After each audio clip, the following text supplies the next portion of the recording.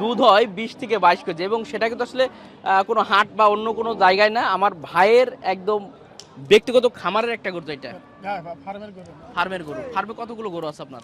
6টা আছে এরকম গাই।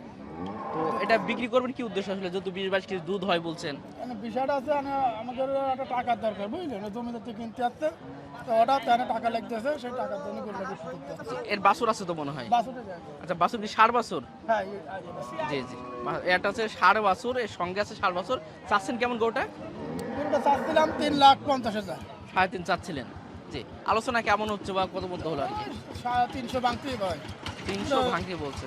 270-75 পর্যন্ত দাম আছে। আপনার টার্গেট মানে 3 হলে হয়তো বা ছেড়ে টার্গেট, তিন একটু উপরে এরকম একটা টার্গেট। মানে না হলেও 3 হলে মনে হয় দেওয়া যাবে ইনশাল্লাহ। জি জি, দাঁতে কেমন আছে গোটার?